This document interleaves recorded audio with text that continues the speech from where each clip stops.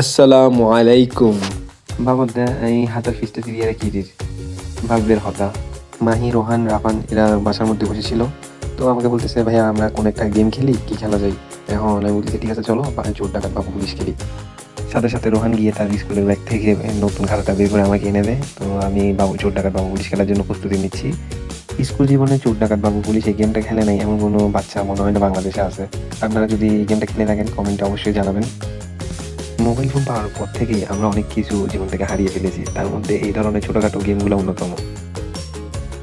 পরিবার কিংবা বন্ধুদের সাথে সময় কাটানোর জন্য ফোনটা সুইচ অফ করে অথবা সাইলেন্ট করে পাশে রেখে ওয়াইফাইটা অফ করে এই ধরনের ছোটখাটো গেমগুলো খেললে আমার মনে হয় আমাদের সম্পর্কটা আরো অনেক বেশি গভীর হবে।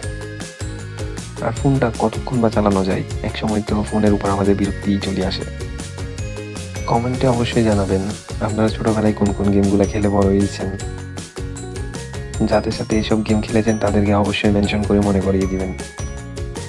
লেখালেখি মোটামুটি শেষ পর্যায়ে, চোর ডাকাত বাবু পুলিশ লেখা শেষ, নাম্বার দেওয়া শেষ, নিজেদের নাম লিখলাম, মার্ক করলাম, দেন খেলা শুরু।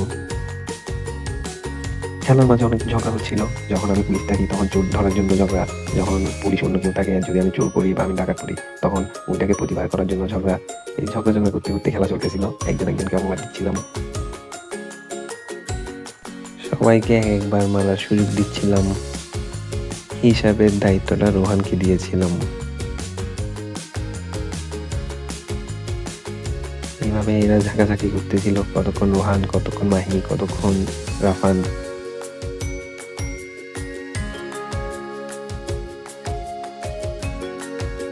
খেলতে খেলতে খাচ্ছি, খেতে খেতে খেলছি।